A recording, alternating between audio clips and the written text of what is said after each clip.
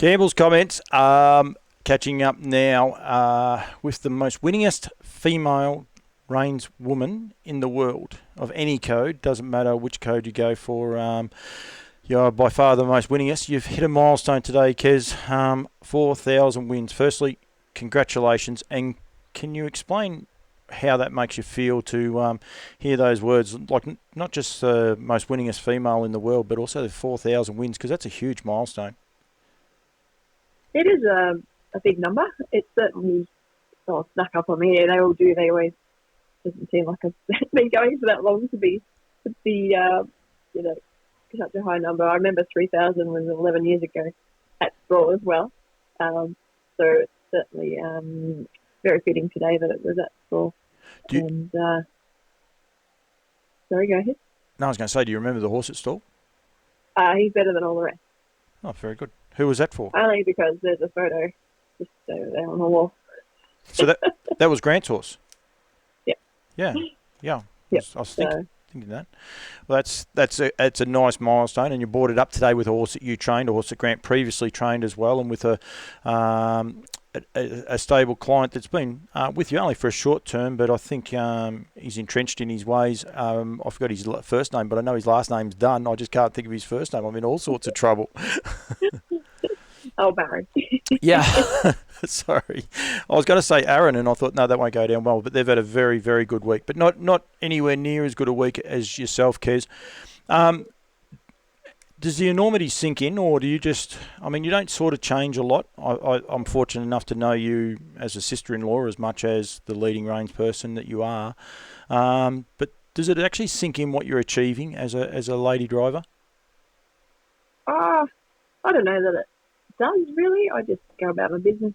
You do what you do every day and just out there to do your best. And I guess people often say to me, we love to follow you, and you're inspiring what you do. And it's like, well, to me, it's just, it's not really like that. It's just what I do every day. It's the same as everybody else in the industry, just wanting to do their best and earn a living. And lucky enough to, be able to bring up these milestones, having had plenty of help behind the scenes and throughout my career. It's been a long career and a successful one, and I owe a lot of people thanks along the way for everything.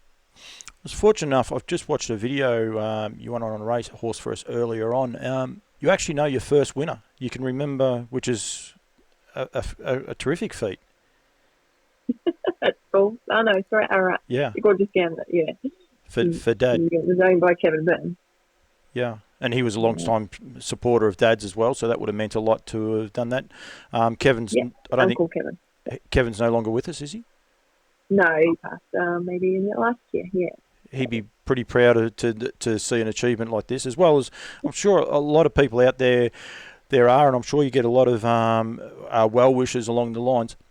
I asked you there before about, do you understand the enormity of it and all the rest, and people come up and say you're a role model. My daughter, your niece, she loves you, and she's proud to call you, you're her auntie and all the rest. But what you're able to do, like she is seriously thinking about being a harness racing driver purely off the back of what you do and the way you portray yourself and showcase how great a sport that we actually do have. There's no gender equality in harness racing. I mean, it is just everyone is out there doing their bit, and it's hard to put it in words until you've got a young girl. I saw Tim O'Connor said that his daughter had his first taste of champagne. I'm tipping she'll actually remember not so much the taste of the champagne today, but more so actually what happened there, and to see a lady up there competing against the boys and reaching a huge milestone. Yeah, for sure. She used young little thing. She was very quiet, but when she came up to Pat the Glenaville King, we had a photo with him as well. She sort of, her little eyes lit up, but you could see that she really enjoyed patting the horse and being near the horse. And it's the same, like the pony trot ranks. They all come through there, mainly girls too, and some boys, but there's a lot of sort of girls up there, and they all, when you meet them, they all say, oh, we want to be, we want to be just like you, and it's, a little bit embarrassing, but it makes you a little bit proud too that, that's what they want to do, because you're setting an example for them, what you can do in the sport of harness racing, which, like you said, is a very equal sport for any gender. You are a simple person, and I can get away with this because I think you love living in Great Western. You love the lifestyle. I'm tipping you're happy to be out of the shed that you first started living in with mum and dad when you first started there. But even that part, just be able to feed a pony out the window, those sort of things, that's what actually makes you tick, isn't it, a little bit? You just like the simple things in life. Yeah. Everyone says, why do you live at Great Western? But it's so far away, but it's good that it's far away. It's you can do your own thing. Nobody bothers you much out here. It's a good life. You've got space to do whatever you want to do, and it's really not that far from a lot of tracks. And it's just nice to be. I like being home. Do you ever actually look back? I know, but looking back when you first started, the amount of people that said, you won't make it. Horses just run for her because she's little and she's light and she's got no tactical nous. And yet, after a period of time, they probably stopped and said, hang on a minute. Two things have happened. One, Dad changed the training scene. I think he changed the way that people trained. But you drove accordingly to how Dad drove. Do you ever look back at any of those times and just have a wry smirk, like a cheeky smirk as if to say, bad luck, I made it?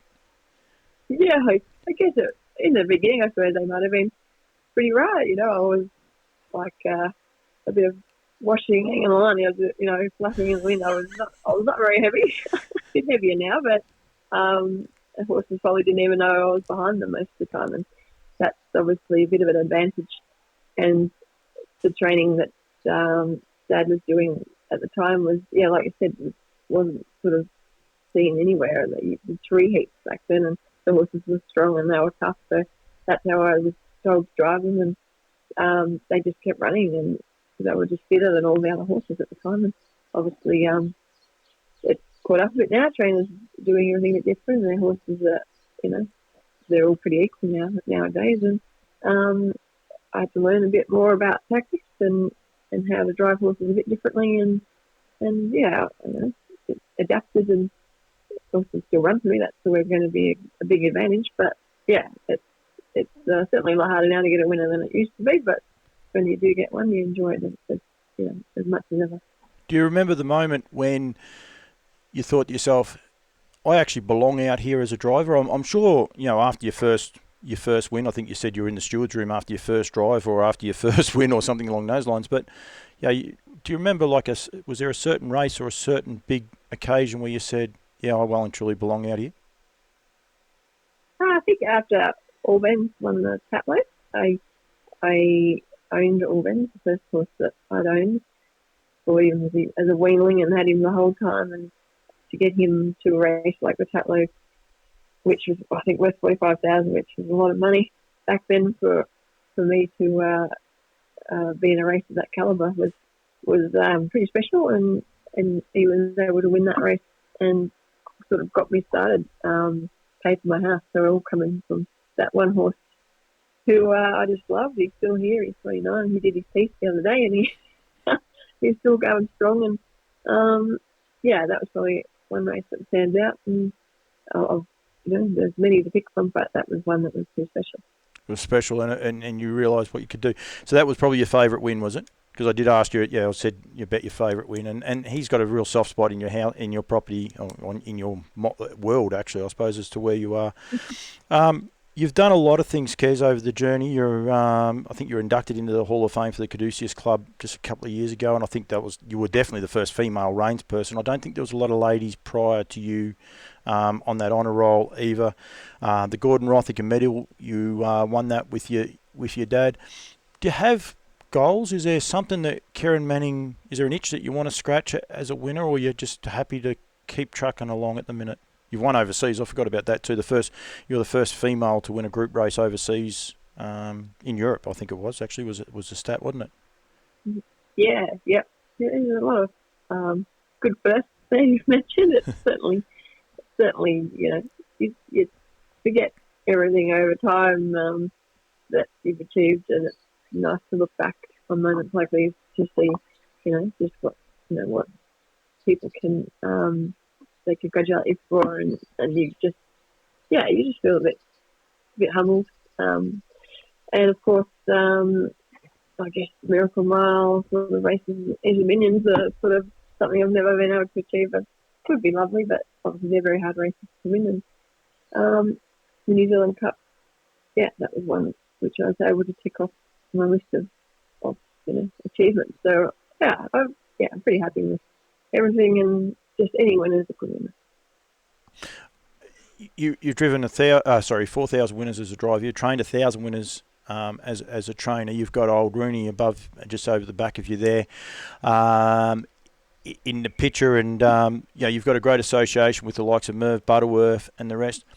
What is next for Kez? Like, are you just going to concentrate on training a few horses? Or are you going to continue you actually seem to be driving a few more. I actually got you to Bendigo the other night to drive for one horse. Are you going to go back to doing a little bit more driving and scale down the training, or do you have a goal? Not really. I like to do a bit of both. Certainly, I'm not into training big numbers of horses anymore. Like they've had 10 here for a little while. 10 to 12, and it's been quite good. It's not too much. You can still enjoy life a little bit. When you get too many horses, life sort of gets harder. You get a bit tired and you get a bit grumpy, and I think it's less is more in a way. And happy to drive outside horses when I get asked, and as long as they're not Shepparton, I'll kill more, as you know. And, the last two winners you've driven for me are both mad and crazy. They're generally not what Kez likes to drive, but you do a great job, and I think hats off to you. And I'm sure there's a lot of people that say the same thing, but you treat everyone as equals when you come back after winning a race with them, and beforehand you show respect to so many people. I think that's the one thing that endears you to a lot of people, is how modest you are, but how, I suppose, Kerryn you are, because you are just Kez before, after, or during, whenever you do things. I just treat others like you like me treated yourself, I reckon. So, pay to be nice to people and be happy. Some of the conversations you and I have, I don't think you should treat everyone the same as what you treat others. That's fine. Team Teal is about to start up, and again, as a young girl, started off in the industry. Team Teal was not even thought of back then. Now you're an ambassador. I presume you're an ambassador again this year. You're not actually keen on speaking and doing a lot of the open speaking things, but you embrace these sort of roles as well? Yeah, it's very nice to be asked to be a part of it each year. We had a bit of a photo the other day at Ballarat Trots and pulled on the Teal pants. They still fitted, which is always a good sign, and it was nice to get them on and promote the Teal product. You just try to get as many winners as you can for the month. It's do your bit and put in as much funds as you can. It's a great thing every year to do, and it makes you feel proud to be asked to be an ambassador. I think you're a great ambassador, Kez, not just for harness racing, but for yourself. I think the way you sell yourself, I'm sure Mum and Dad and the rest of the family would be extremely proud of what you've been able to achieve today. An outlaw, but I'm technically part of the family. I can say I'm very proud, and everyone else here, Marie and Holly, were extremely proud. They all watched the race today, so we were barracking. I wasn't sure whether you were going to get there after Justin Lane's horse. I thought, it's going to be a long day for Kez. It might not happen today. And you're never going to forget what date it happened, because it is Grant, and I must say my twin brother Luke, it is actually their birthday today. So you will remember your 4,000th win forever and a day, won't you, Kez? I will, yes. We're going to Great Western Pub shortly for celebrating, it was for Grant's birthday, but celebrate 4,000 as well. So might have a few shotties for that, and there we go. I wanted to do the interview after going to the pub, but you weren't brave enough for that part. So, no, Kez, Well done. Thank you very much for giving me a bit of time. I could sit down and talk to you for ages, but yeah, I think you're sensational. I'm lucky enough to call you my sister-in-law, but I think just as a person for harness racing, you're a credit to yourself. As I said, Mum and Dad should be super proud. I'm sure Michelle and Donna and your brother, whose name escapes me, are super proud of you as well. Well done. Enjoy tea. Enjoy a couple of extra shots and kick back and relax. And we'll see you at the races very shortly. Congratulations, Kez.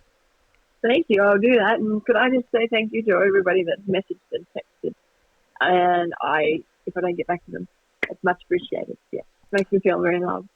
You are very, very loved. You can say whatever you like. If there's something else you want to say, go your hardest.